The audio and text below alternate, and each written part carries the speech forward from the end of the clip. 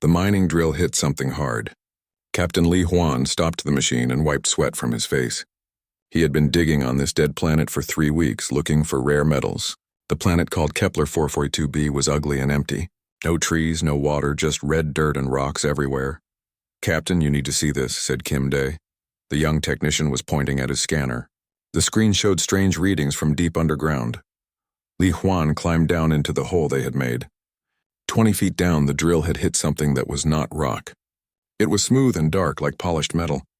But this metal had marks on it, strange symbols that seemed to glow faintly in the dim light.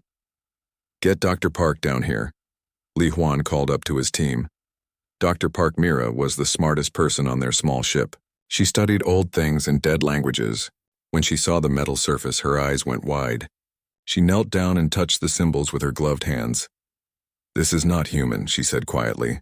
"These symbols are very old, older than anything we have ever found." The team worked for 2 days to clear more dirt away. What they found made them all stop and stare. It was not just a piece of metal. It was a huge structure, bigger than their ship. The thing was shaped like a giant star with many points. Each point had different symbols, and some of those symbols were moving. Li Huan sent a message to Earth. He told them about the discovery. Earth told him to wait and keep digging. 3 days later, big ships appeared in the sky above the planet. The ships were not human ships. They were long and silver, with designs that hurt to look at. Li Huan had seen pictures of alien ships before, but never in real life. His hands shook as he watched them land near his small camp. Tall figures came out of the ships. The first one was made of what looked like living crystal. It was twice as tall as a human and sparkled in the light. Behind it came other aliens that Li Huan did not recognize. Some looked like giant lizards that walked on 2 legs. Others were floating balls of light. "I am Ambassador Veltar of the Galactic Council," said the crystal being. Its voice came from a small device on its chest. "We have come about your discovery." "How did you know?" asked Li Huan.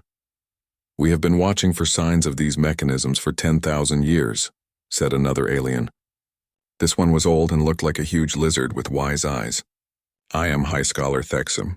What you have found is very important." Dr. Park Mira stepped forward. "What is it exactly?" The old lizard alien made a sound that might have been laughing. "That is what we have been trying to understand for centuries. We call them the ancient mechanisms. They are found on dead planets across the galaxy. All of them are the same, but none of them work." "Work how?" asked Kim Day.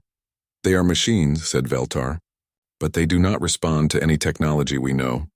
The greatest minds in the galaxy have studied them. Our most powerful computers have tried to solve them. Nothing works." More aliens arrived over the next few days. Li Huan counted ships from 12 different species. They set up a camp around the mechanism that was bigger than most human cities. Scientists, engineers, and scholars came from across the galaxy. The humans were allowed to stay, but the aliens made it clear they were not really wanted. "Your species is very young," Thexum told Li Huan. "You have only had spaceflight for a few hundred years. These mechanisms are older than your entire civilization, but perhaps you can learn something by watching us work." Li Huan did not like being talked down to, but he kept quiet. His team was just 5 people. The aliens had thousands of experts. For days, the aliens tried everything. They shot energy beams at the mechanism. They used machines that could see through solid matter. They brought computers bigger than houses to try to understand the symbols. Some aliens even tried to talk to the mechanism with their minds. Nothing happened. The mechanism just sat there, silent and still. Dr. Park Mira spent her time walking around the structure and looking at the symbols. She made drawings in her notebook. She measured things with simple tools.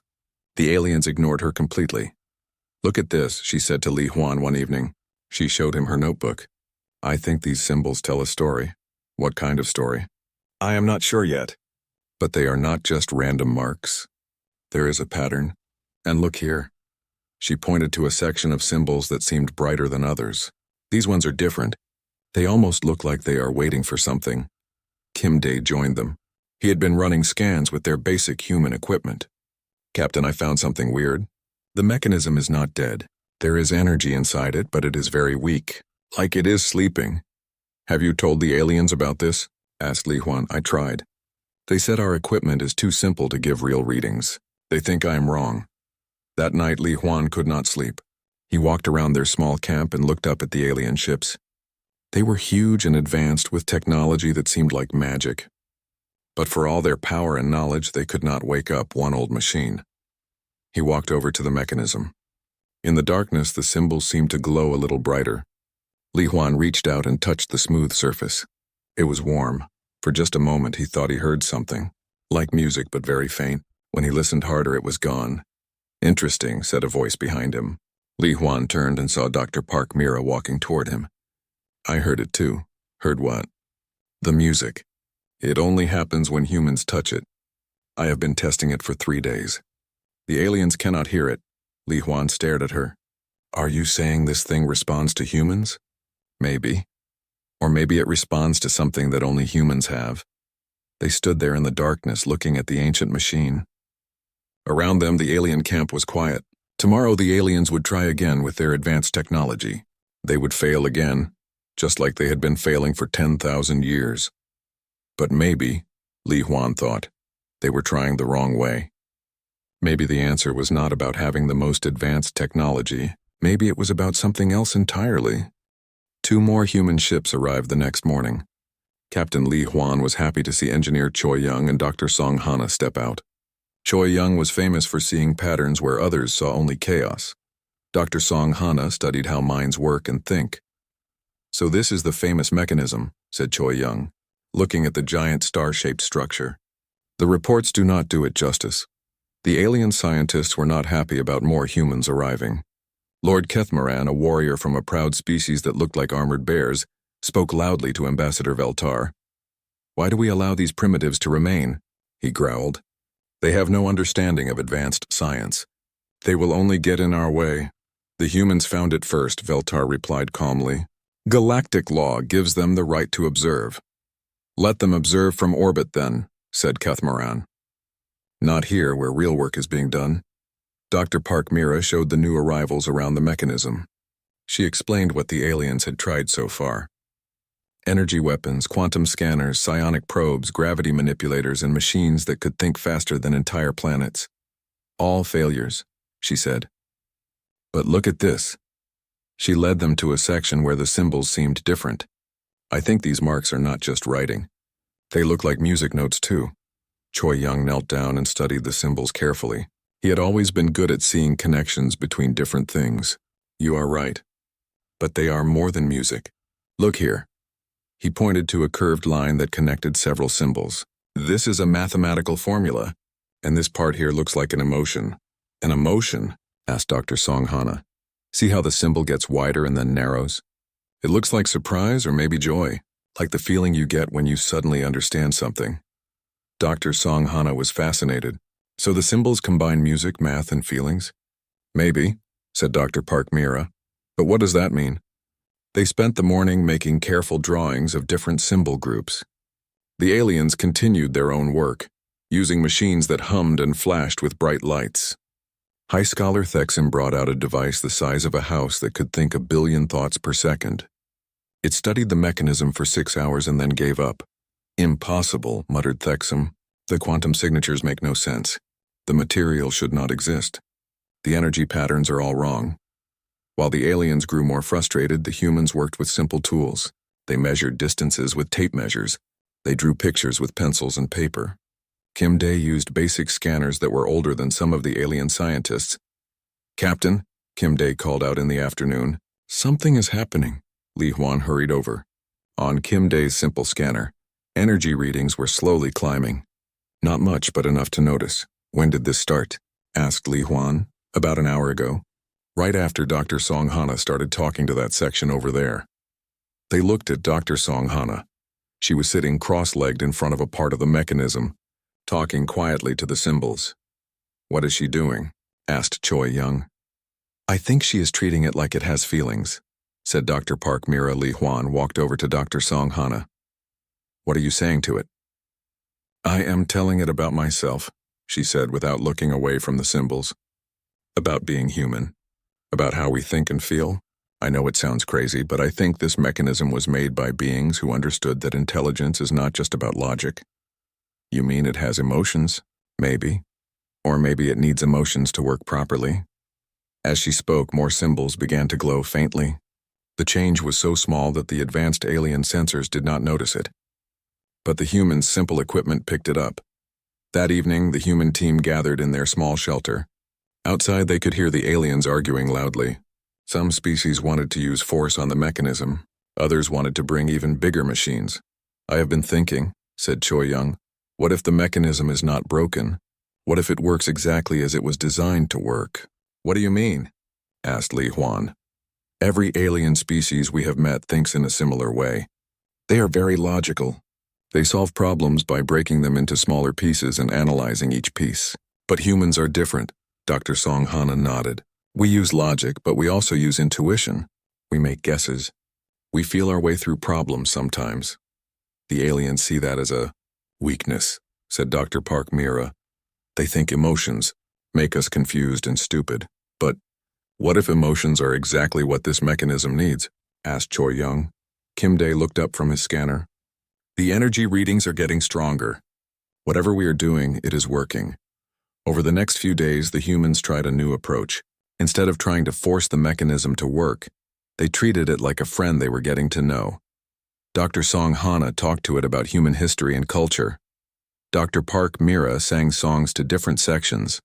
Choi Young told it about mathematical problems that had no perfect answers. The mechanism responded. Not in big, obvious ways, but in small changes that the aliens' advanced equipment was too precise to notice. Symbols would glow a little brighter. Energy patterns would shift slightly.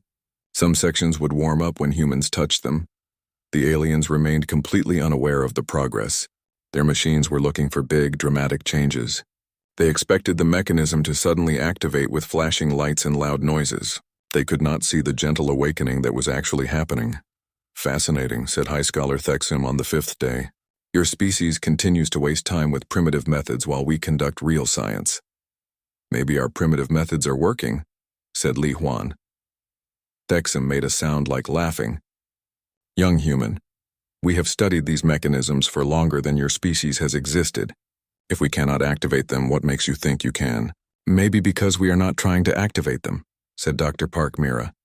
"Maybe we are trying to wake them up." "There is no difference," said Thexim. But Dr. Song Hana knew there was a big difference. Activating something meant turning it on like a machine. Waking something up meant helping it come back to life. And every day the mechanism felt more alive. That night something new happened. When Dr. Park Mira hummed a simple melody near the mechanism, some of the symbols began to pulse in rhythm with her song. The change was so subtle that only Kim Dae's basic scanner detected it. "It is learning," whispered Dr. Song Hana. "The mechanism is learning from us." "Learning what?" asked Li Huan. "How to be awake. How to think and feel. The aliens have been trying to force it to work. But it needs to remember how to work. And I think it needs us to teach it." Choi Young stared at the gently pulsing symbols. "If you are right, then this mechanism is not just a machine. It is something much more important." None of them could guess how important it really was, but they were about to find out. More humans arrived on the 7th day. Pilot John Hyo came down from the orbiting ships, along with Dr. Yang Su, an old professor who studied philosophy and right and wrong. The alien scientists were getting angry about so many humans on their research site.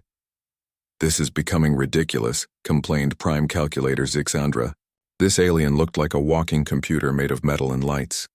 Humans have no advanced technology. They cannot help with this problem."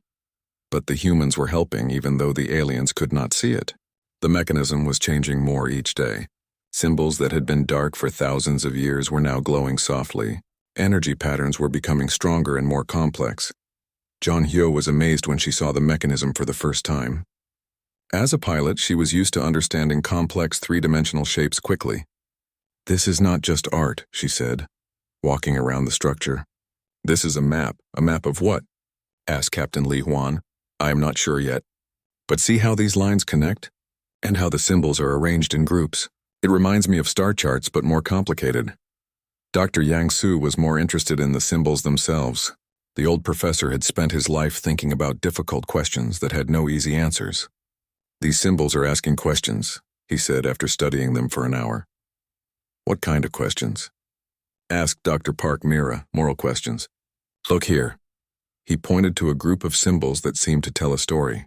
This shows a choice between saving one life or saving many lives. And this section shows a choice between telling the truth and keeping peace.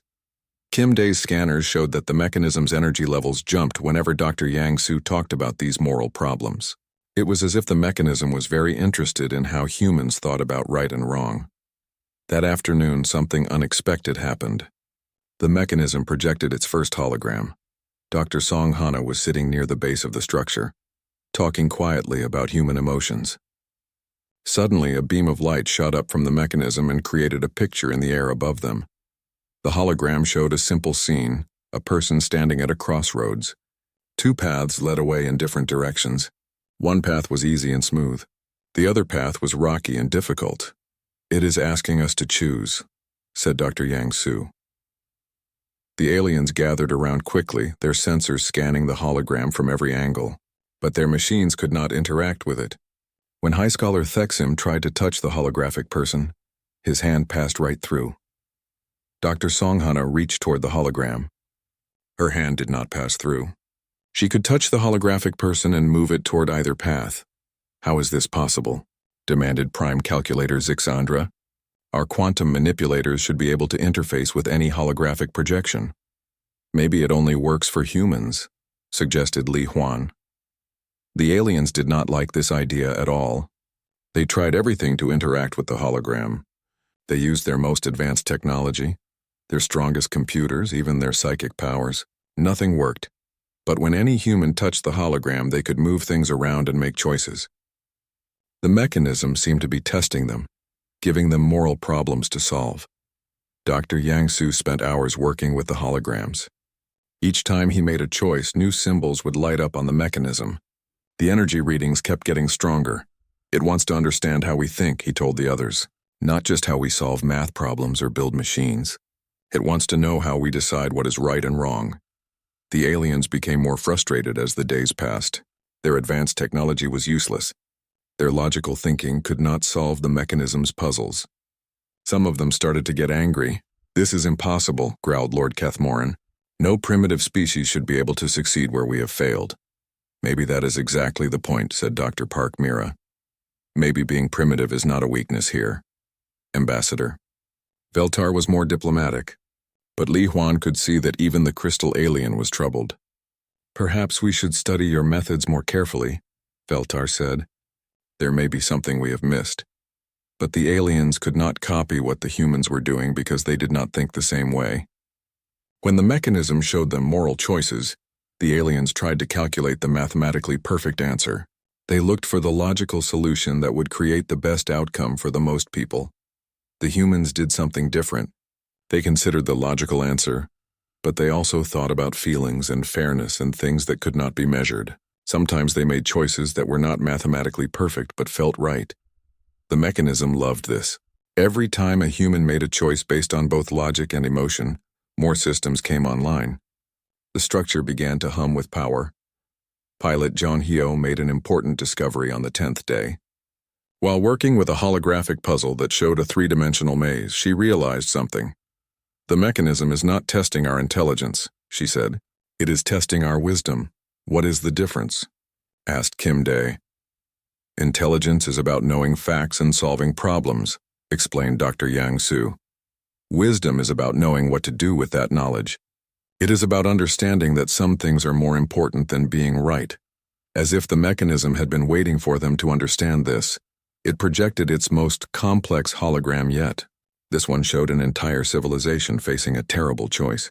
They could save their planet by destroying another planet with innocent people on it, or they could sacrifice themselves to save the strangers. The hologram was so detailed and realistic that it felt like watching real events. The aliens studied it with their most powerful analyzers, but they could not affect it at all. Dr. Yang Su approached the hologram slowly. This was not a simple choice between right and wrong. Both options would cause terrible suffering. Both options had good reasons supporting them. "What do you think?" he asked the other humans. They discussed it for hours. They considered every angle, every consequence, every moral principle involved. The aliens listened, amazed by how humans could hold multiple conflicting ideas in their minds at the same time. Finally, Dr. Yang Su made his choice. Instead of picking one of the two options, he tried to find a third way. In the hologram, he showed the two civilizations working together to find a solution that neither could discover alone. The mechanism's response was immediate and dramatic. Light poured out from every symbol. The humming grew louder. Energy readings shot up to levels that made the alien sensors overload. "Impossible," whispered High Scholar Thexum. "The power output is beyond anything we have ever measured." But the mechanism was not finished. It projected one final image, a star map showing the location of similar mechanisms throughout the galaxy.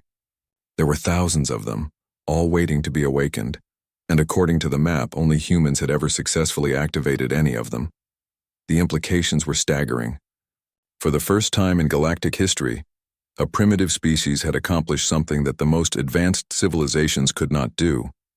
The aliens stared at the humans with new eyes. Some looked impressed.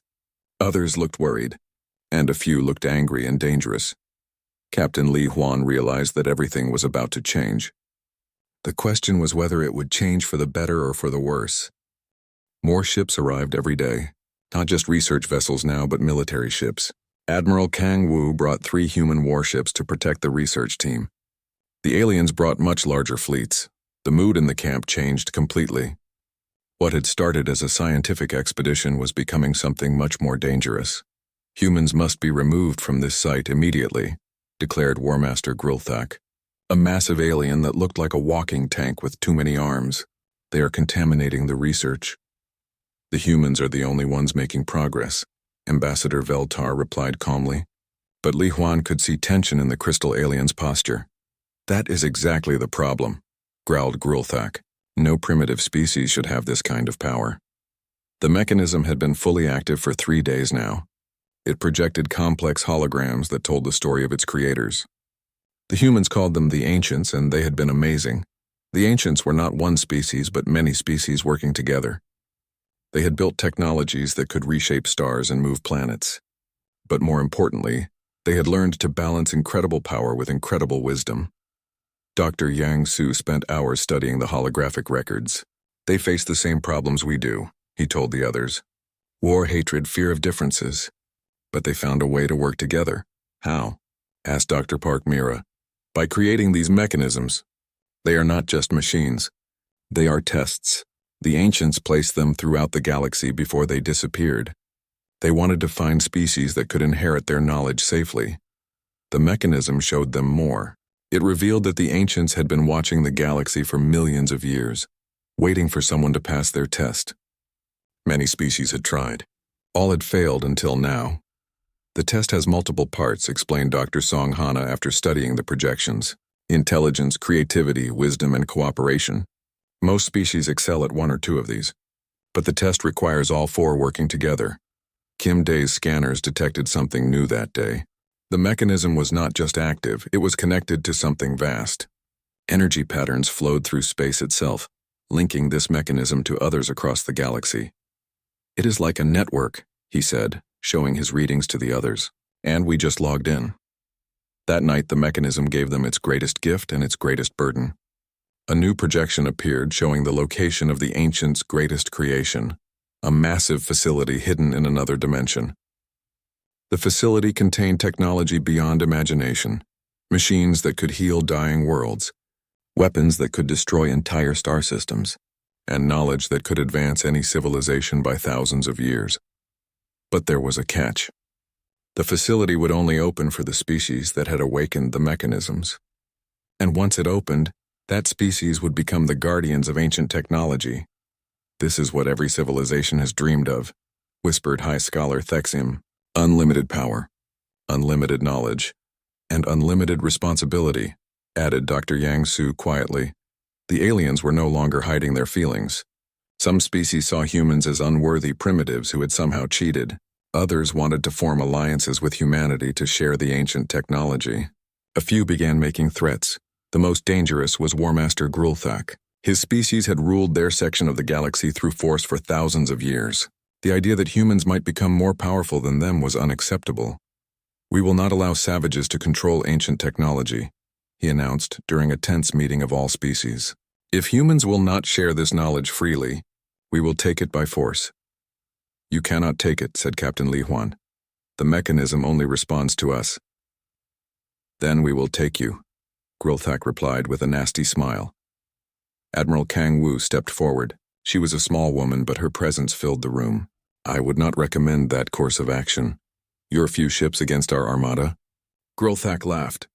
You are outnumbered 1,000 to 1. Numbers are not everything, said Dr. Song Hana quietly. The ancients knew that. That is why they created this test. That evening, the mechanism showed them something that changed everything. A new projection appeared, but this one was not a recording.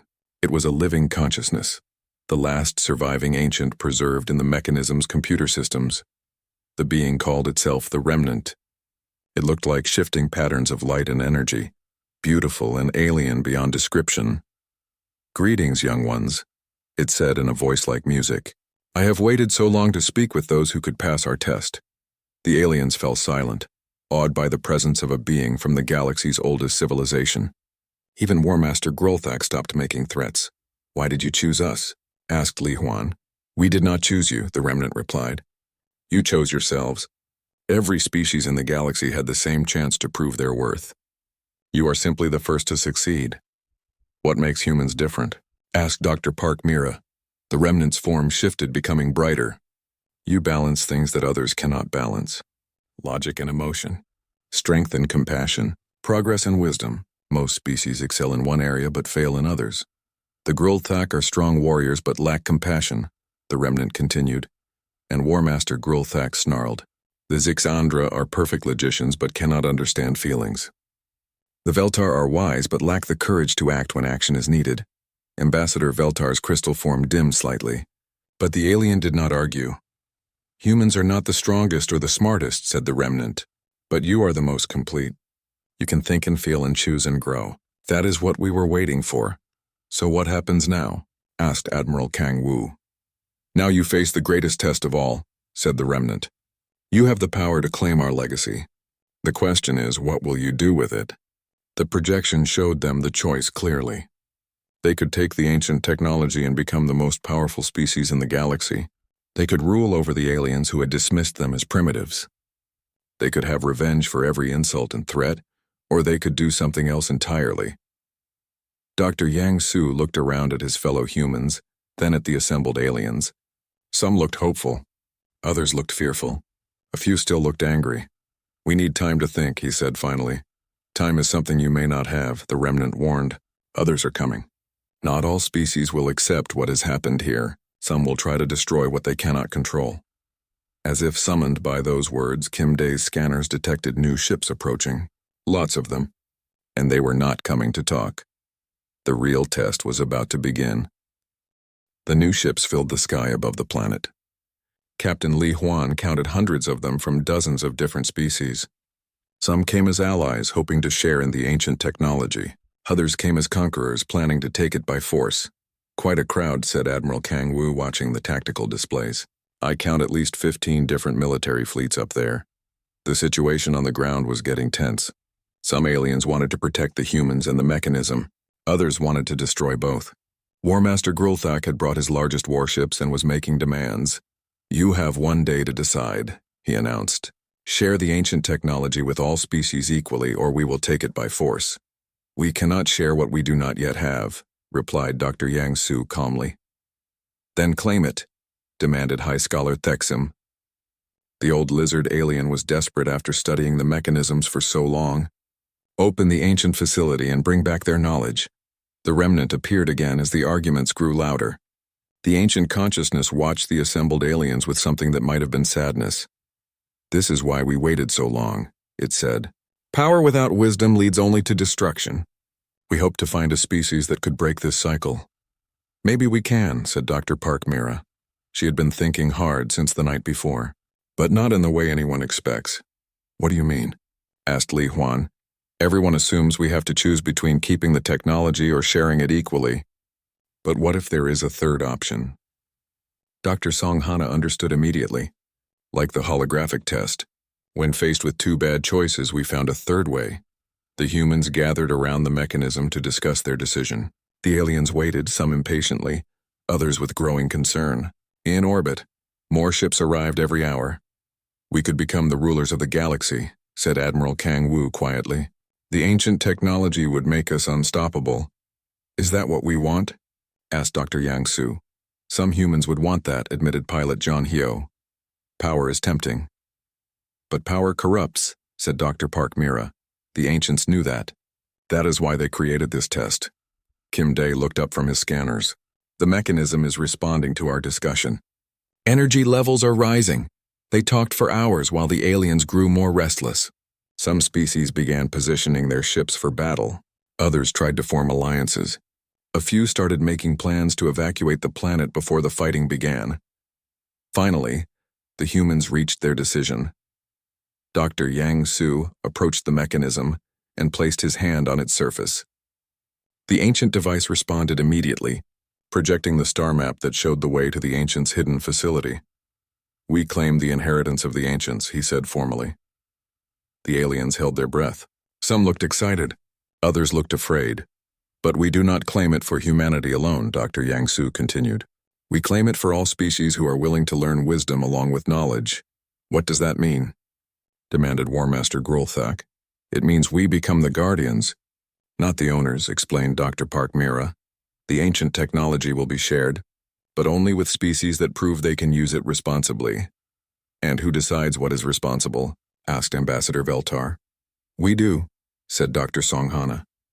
"But not as rulers. As teachers. The same way the ancients taught us." The remnant's form brightened with approval. "This is wisdom beyond your years, young humans. You understand what we learned too late. That knowledge without character leads only to destruction." "This is unacceptable," roared Grulthak. "No primitive species will judge the Grulthak worthy or unworthy." "Then you have judged yourself," said the remnant sadly. The ancient consciousness turned to address all the assembled aliens. "The humans offer you a gift greater than technology. They offer you the chance to grow beyond what you are." "How?" asked High Scholar Thexim. "By learning to balance power with wisdom as they have done. The mechanisms throughout the galaxy will remain active, but only for species that prove they can think with both their minds and their hearts." Some aliens understood immediately, others needed more explanation. A few, like War Master Grulthak, refused to understand at all. "If you will not share freely, we will take by force," Grulthak declared. And his ships began moving into attack positions. That was when the mechanism showed its true power. Light erupted from every symbol on the structure. Energy beams shot into space, connecting with similar mechanisms on 1,000 different worlds. For the first time in millions of years, the ancient network was fully active. Ships throughout the system stopped moving, not because they were damaged, but because space itself had changed around them. The laws of physics bent in ways that made war impossible. "The ancients built safeguards," explained the remnant as the aliens stared in wonder at their powerless weapons. "Violence cannot exist near active mechanisms. This is how we enforced peace in our time." "For how long?" asked Admiral Kang Wu. "Until the species present learn to make peace themselves. The mechanisms will teach you as they taught us long ago." Over the following days, something amazing happened. Without the option of violence, the different species had to actually talk to each other. They had to listen. They had to find ways to work together. It was not easy. Some species had been enemies for thousands of years. Others had never spoken to each other at all. But the mechanisms helped, showing them holographic lessons about cooperation and understanding. Dr. Park Mira became the first human ambassador to the new Galactic Council. Dr. Yang Su started the Academy of Wisdom, where aliens could learn to balance knowledge with character. Dr. Song Hana began working with species that had trouble understanding emotions. Captain Li Huan remained on the planet with a small team, maintaining the first active mechanism and helping new species take the test. Not all of them passed on their first try, but the mechanisms were patient teachers. The remnant stayed as well, sharing stories of the ancients and their long-ago civilization. "We made many mistakes," it told Li Huan one evening as they watched the sunset over the mechanism. "We learned wisdom only after we had gained great power. That is why we nearly destroyed ourselves." "But you did not destroy yourselves," Li Huan pointed out. "No. We learned in time, and we made sure that future species would learn wisdom first, before they gained the power to destroy everything." Months later, the first alien species passed the mechanism test. The Veltar, with human help, learned to balance their natural wisdom with decisive action. High Scholar Thexim cried crystal tears when his people finally activated their own ancient mechanism. Even War Master Grulthak eventually came around, though it took longer. His species had to learn that true strength came from protecting others, not conquering them. The galaxy began to change, not quickly but steadily. Species that had been enemies became allies. Technologies were shared freely among those who proved they could use them wisely. The mechanisms continued to teach and test and guide. Humanity had given the galaxy something it had never had before: hope that wisdom could triumph over power, that cooperation could defeat conquest, that even the most different species could find common ground. And in quiet moments, when the work was done and the stars were bright overhead, the humans who had started it all would gather around the original mechanism and listen to its gentle humming. It sounded like music now, a song of civilizations learning to live together in peace. The ancients would have been proud.